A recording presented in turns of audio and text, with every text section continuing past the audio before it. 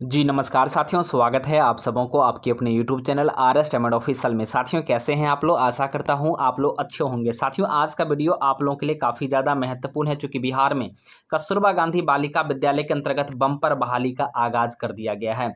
ऐसे में साथी पहले बात ये थी कि 11,462 पदों पर बहाली आई, लेकिन फाइनली जो है 4,271 पदों का रोस्टर जो है क्लियर करने को लेकर के स्पष्ट जानकारी आ चुकी है। ऐसे में रोस्टर क्लियर हो चुका और खास करके इसको मैं आज बिल्कुल अंशकालिक शिक्षिका हो या वार्डन शिक्षिका हो या तमाम जो महत्वपूर्ण पद है कस्तूरबा गांधी विद्यालय में, इसमें कितना कितना सीटें प्रदान की गई इसको लेकर के बात करेंगे। साथ में आवेदन आपका किस दिन से प्रारंभ होने की संभावना है इसको लेकर के बात करेंगे। मेरिट कैसे बनेगी, नियुक्ति कैसे मिलेगा और वेतन आपको कितना मिलने जा रहा है, इसके ऊपर भी हम लोग बात करेंगे। कुल मिलाकर आज आपको एक ही वीडियो में पूरी जानकारी मिलेगी, तो वीडियो को स्किप के बिना अंत तक जरूर देखिए। इससे पहले अगर आपने अभी तक चैनल को सब्सक्राइब नहीं किया है तो कर लीजिए, साथ में घंटी के आइकन को जरूर ही प्रेस कर लीजिए। साथियों मैं आप लोग को बताना चाहूंगा कि बिहार कस्तूरबा गांधी बालिका विद्यालय में खास करके जैसे KG-BB के नाम से जानते हैं, 2025 में कुल 4,271 पदों पर भर्ती की जाएगी। यह भर्ती मुख्य रूप से अंशकालिक शिक्षिका का होगा, वार्डन सह शिक्षिका का होगा, पूर्णकालिक शिक्षिका का होगा, लेखपाल का होगा, रसोइया के साथ साथ चौकीदार और चपरासी की भी भर्ती की जाएंगी। ऐसे में आज हम लोग जो है खास करके बात करेंगे अंशकालिक शिक्षिका, वार्डन शिक्षिका, पूर्णकालिक शिक्षिका, उसके बाद लेखपाल, रसोइया, चौकीदार और चपरासी के विभिन्न पदों को लेकर के बात करेंगे। उसकी योग्यता, अर्हता, आयु सीमा, वेतन और नियुक्ति के संबंध में पूरी बातें आज हम लोग जानकारी प्राप्त करेंगे। तो आइए साथ ही हम लोग वीडियो को प्रारंभ करते हैं। खास करके आप लोग को पता होगा कि बिहार में कस्तूरबा गांधी बालिका विद्यालय में जो भर्ती आती है और इसकी पूरी जो है देख-रेख बिहार एजुकेशन प्रोजेक्ट काउंसिल के माध्यम से किया जाता है। तो बिहार शिक्षा परियोजना परिषद के माध्यम से किया जाता है और इसी के माध्यम से इसकी वैकेंसी भी निकाली जाती है। या खास करके तमाम जो बच्चियाँ होती हैं इनको यहाँ पर आवासीय शिक्षा प्रदान किया जाता है, रहने की सुविधाएँ होती है और इसमें वार्डन शिक्षिका और कहीं न कहीं इसके अलावा जो है पूर्णकालिक शिक्षिका भी यहाँ पर भर्ती की जाती है। तो ऐसे में साथ ही विभिन्न पद हैं और आइए तमाम जिलों में आपको इस प्रकार का जो है विद्यालय देखने को मिल जाएगा और खास करके बिहार सरकार के माध्यम से जो है इसकी बहाली की जाती है।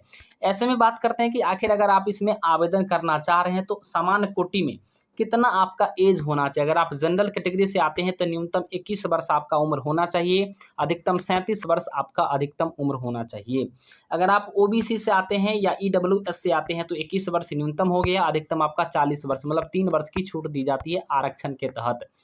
इसके अलावा अगर SC/ST की बात करें तो 21 ST/ST को 5 वर्ष की छूट दी जाती है, मतलब 42 वर्ष तक ये लोग फॉर्म को भर सकते हैं। अगर आप महिला आते हैं किसी भी वर्ग से तो आपको 3 वर्ष का फीमेल को छूट दिया जाता है, मतलब महिला फीमेल को 40 वर्ष तक फॉर्म भरने की बिल्कुल यहाँ पर जो है दी गई है। तो कुल मिलाकर 40 वर्ष तक सारे के सारे फीमेल फॉर्म भर सकते हैं और SC/ST से हैं तो 42 वर्ष तक आप फॉर्म को भर सकते हैं।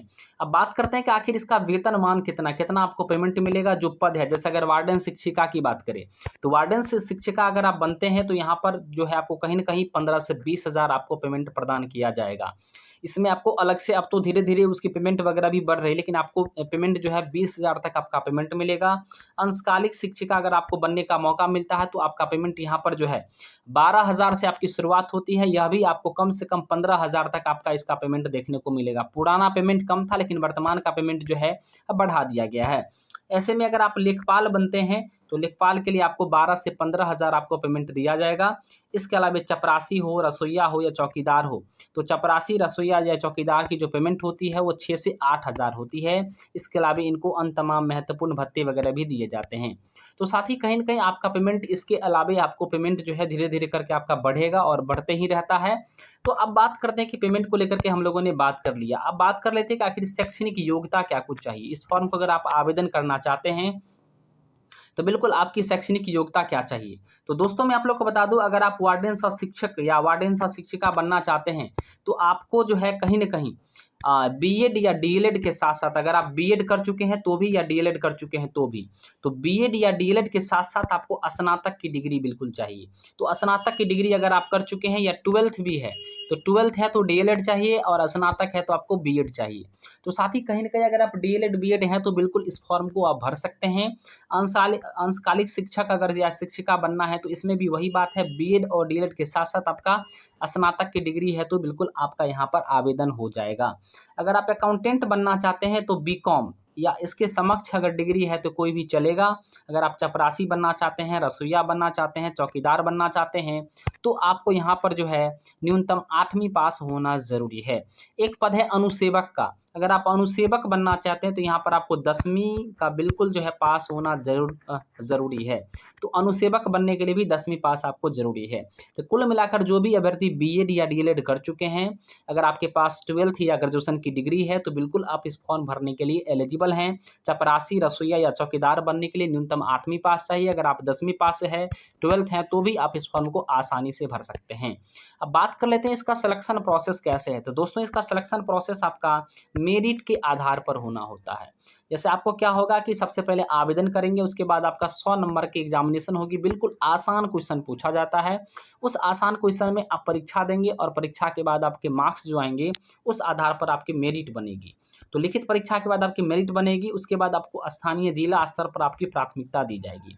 यानी जो भी जिला में आप बिलोंग कर रहे हैं, जिस भी ब्लॉक से आप आते हैं, तो संभावना रहेगी कि उसी ब्लॉक या उसी जिला के अंतर्गत जो विद्यालय आते हैं उसमें आपकी नियुक्ति प्रदान कर दिया जाए। तो दोस्तों आप लोग किस जिला से हैं कमेंट करके ज़रूर बताएं, ताकि उस जिला का मैं बिल्कुल आप लोग को सीट वगैरह जो है स्पष्ट और उसकी बहाली की जो आगामी होगी उसको लेकर के पूरा अपडेट आप लोग को देता रहूँ। अब बात कर लेते हैं कि आखिर किस पोस्ट के लिए कितनी सीटें हैं। अगर आप वार्डन सह टीचर बनना चाहते हैं तो यहाँ पर 331 पद जो है यहाँ पर प्रदान किया गया है। अंशकालीन शिक्षिका का 343 पद प्रदान किया गया है और इसमें आपको अंशकालीन शिक्षिका में आपका यानी गणित और विज्ञान के साथ साथ भाषा का भी आता है और इसमें भी भाषा का है। उसके अलावा हिंदी देख सकते हैं कि हिंदी और अंग्रेजी जो भाषा वाला अंशकालीन शिक्षिका इनके लिए 426 पोस्ट हैं। अंशकालीन शिक्षिका सामाजिक विज्ञान के लिए 480 सीटें हैं। इसके अलावा लेखपाल के लिए 262 सीटें हैं। चपरासी के लिए 287 सीटें हैं। इसके अलावा रसोइया के लिए 951 सीटें हैं। चौकीदार के लिए 462 सीटें हैं। तो दोस्तों अलग अलग पोस्ट के लिए अलग अलग, और अनुसेवक के लिए लगभग में 171 पोस्ट अनुसेवक का है। तो टोटल मिलाकर के 4271 सीटें हो जाती है। तो दोस्तों कहीं न कहीं यहाँ पर जो है आपका जो है 42,4271 सीटें में इस प्रकार से सीटें आपको प्रदान की गई है वार्डेंस और टीचर के रूप में। अंशकालीन शिक्षिका का, उसके बाद भाषा का, अंशकालीन शिक्षिका हिंदी अंग्रेजी का, अंशकालीन शिक्षिका सामाजिक विज्ञान का, लेखपाल सह सहायक का, उसके बाद चपरासी का, उसके साथ साथ रसोइया और चौकीदार के भी सीटें प्रदान की गई है। तो आप जिस भी पोस्ट का अप्लाई करना चाहते हैं उस पोस्ट का आप आसानी से अप्लाई कर सकते हैं। अब बात कर लेते हैं कि पुराने टाइम में जो इससे पिछली बार जो बहाली आई थी उसमें ये सारे के सारे लोग सेलेक्टेड हैं। रश्मि कुमारी, प्रिया कुमारी, रूपा कुमारी, ज्योतिषना कुमारी, कंचन कुमारी, पूजा कुमारी और अनुराधा कुमारी, कंचन कुमारी, पूजा कुमारी, उसके बाद रानी कुमारी और यहाँ पर जो है सोनम प्रिया, ये इन सारे लोगों का सिलेक्शन हो चुका है। इसके अलावा बात करें यहाँ पर पूजा लता और पुष्पलता, इन तमाम जो है निकिता नंदनी, तमाम लोगों का सिलेक्शन हो चुका है। खुशबू कुमारी, उसके बाद प्रतिमा कुमारी, ममता कुमारी, सृष्टि रानी। तो आप लोग जो है किस जिला से हैं कमेंट करके जरूर बताइए। और मैं आप लोग को बता दूं आवेदन आप लोग का कब शुरुआत होने वाला वह भी मैं आप लोग को बता दूं। ये सारे के सारे सिलेक्टेड कैंडिडेट की लिस्ट हैं, देख सकते हैं यहाँ पर ईडब्ल्यूएस से, बीसी से, एससी से, यानी सारे कैटेगरी के अभ्यर्थी का यहाँ पर सिलेक्शन हुआ। यूआर से भी हुआ है, देख सकते हैं बीसी कैटेगरी का भी है, एससी से भी है। और ये तमाम जो लिस्ट है पुराना जो इससे पहले बार जो सिलेक्शन हुई है सारे लोगों का सिलेक्शन हो चुका। रितु कुमारी, नेहा कुमारी, कुमारी मोनिका, किरण कुमारी, श्वेता कुमारी और उसके बाद संगीता कुमारी, इन तमाम लोगों का जो है यहाँ पर नियुक्ति हो चुका है। तो दोस्तों आप लोग किस बिल्कुल जिले से हैं कमेंट करके बताइए। और मैं आप लोग को बता दूं ये आवेदन आपका अगस्त माह के 15 अगस्त के बाद आप लोग का आवेदन कभी भी शुरुआत हो सकता है। तो 15 अगस्त के बाद आवेदन कभी भी शुरुआत हो सकता है, क्योंकि इसका रोस्टर क्लियर को लेकर के स्पष्ट जानकारी आ गई। इस प्रकार से आपका रोस्टर क्लियर किया गया है 4271 यानी 4271 पदों पर। तो साथ ही आप लोग किस जिले से कमेंट कीजिए। तब तक के लिए धन्यवाद। जय हिंद, वंदे मातरम।